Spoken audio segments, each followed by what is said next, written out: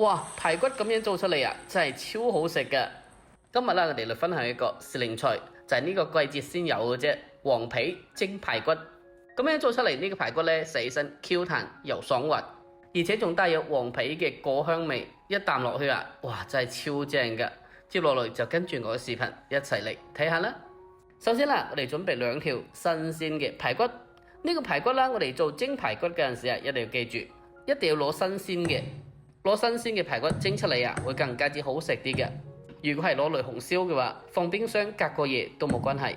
將排骨買返嚟之後，我哋先將佢斬成細嚿，盡量嘅將佢斬得均勻大細啲。咁樣嘅話先可以保證喺後續嘅蒸製過程之中，每一嚿都可以同一時間均勻嘅成熟啦，同埋入味嘅。我哋將排骨全部斬好晒之後，就好似咁樣嘅大細就可以嘅啦。跟住我哋先將呢個排骨先裝起嚟。將佢裝入大盤入邊。下一步，我哋添加1大羹嘅食鹽啦，同埋適量嘅生粉入嚟。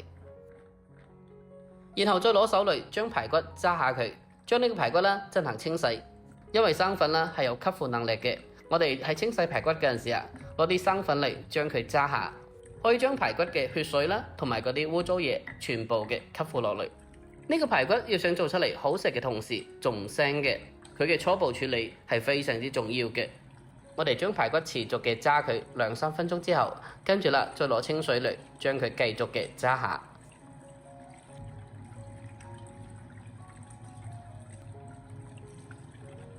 跟住啦，下一步我哋將呢個水龍頭嘅水量調細啲，將排骨進行啤水，將佢啤水大概20分鐘左右。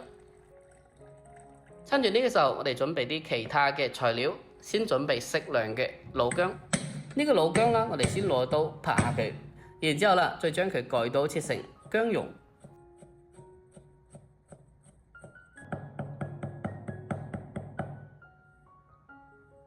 將呢個薑蓉切好咗之後，跟住啦，先將佢裝起嚟。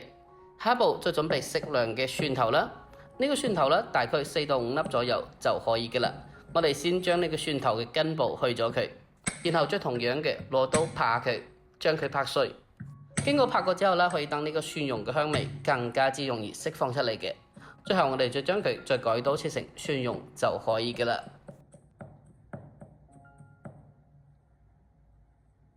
將佢切好咗之後，同埋呢個薑蓉裝埋一齊備用。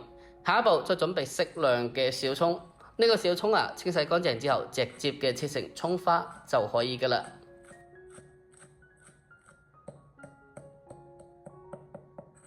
將佢切好咗之後，我哋先將佢啦單獨咁先裝起嚟備用。下一步我哋再準備適量嘅黃皮，呢個黃皮啦而家正係時候。黃皮嘅營養價值啦係非常之豐富嘅，而且佢嘅食法啦都係非常之多嘅。今日我哋分享嘅呢個係蒸煮嘅做法，咁樣蒸出嚟真係零舍嘅清香，零舍好食嘅。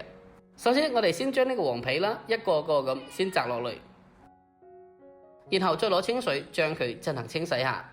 因為黃皮嘅表面啦係有絨毛嘅，比較粗糙啲嘅，所以比較容易黐埋啲灰塵啦，同埋嗰啲污糟嘢。我哋喺做之前先將佢進行清洗下，將黃皮啦清洗乾淨。我哋將個黃皮反覆咁多清洗幾次，咁樣清洗出嚟呢個黃皮啊就非常之乾淨噶啦。跟住下一步，我哋再將黃皮嘅果核啦去咗佢，我哋攞手嚟將佢輕輕咁擠下，呢個黃皮嘅果核啦就出咗嚟啦。我哋將個黃皮全部嘅處理好之後，跟住啦，先將佢啦放開一邊備用。呢個時候嘅排骨經過20分鐘左右嘅啤水之後，大家可以睇下呢個排骨啦已經係變咗白色噶啦，咁就代表排骨入邊嘅血水啦都已經係基本上出咗嚟啦。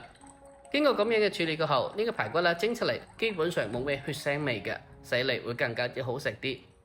跟住下一步，我哋將排骨撈起嚟，然後再攞吸水紙將佢吸乾水分。呢個排骨喺醃製嗰陣時啊，一定要將佢提前嘅吸乾水分，咁樣蒸出嚟咧會更加之好啲嘅。首先我哋先將切好嘅薑蒜加入嚟，然之後再添加1時羹左右嘅蠔油，跟住再添加適量嘅食鹽啦，同埋少許嘅雞粉入嚟。因為黃皮咧係酸甜嘅，所以我哋可以加翻多少少嘅白糖中和下。之後啦，我哋再添加少許嘅胡椒粉啦，唔使好多嘅，然後再添加少許嘅米酒入嚟，去腥同埋增香。最後我哋再俾差唔多1時間嘅生抽入嚟就可以㗎啦。調咗味之後，我哋先將佢撈下，將入邊嘅所有調料啦同埋食材充分嘅撈勻。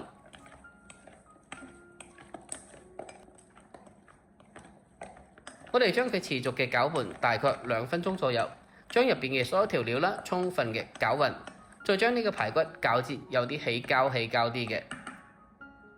我哋將佢充分嘅攪勻咗之後，跟住啦再添加適量嘅生粉入嚟。呢個生粉啦薄薄地1層就足夠噶啦，唔使放太多嘅。添加適量嘅生粉入嚟，可以等呢個排骨啦蒸出嚟更加之嫩滑啦，又好食啲嘅。然後我哋再繼續嘅將佢攪拌幾下，將呢個排骨同埋生粉充分嘅攪勻。我哋將佢攪勻咗之後，跟住啦再將呢個黃皮加入嚟，然後再添加少許嘅花生油入嚟進行封油。而且花生油啦仲可以增加香味嘅，添加少許嘅花生油將佢撈勻，咁樣可以鎖住佢嘅水分，蒸出嚟會更加之水嫩啲嘅。最後我哋再將佢啦攪拌幾下，將佢充分嘅撈勻就可以嘅啦。就係咁啦，呢個排骨嘅醃製處理啦，我哋就做好晒啦。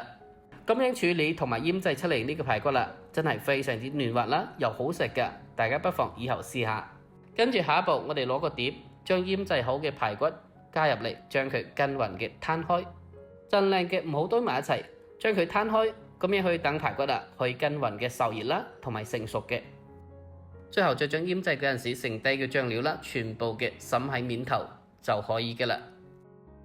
下一步我哋開始蒸製，首先起鑊燒水，將水燒滾咗之後，再將排骨加入嚟，然後冚蓋，開大火將佢蒸大概12分鐘到15分鐘左右。具體時間我哋需要根據實際嘅火候大細啦，同埋排骨嘅大細嚟實際嘅把握調整下嘅。A few moments later， 我哋將排骨蒸佢12到15分鐘左右，打開蓋，哇！一打開蓋，嗰陣香味撲埋過嚟，聞起嚟真係超香嘅。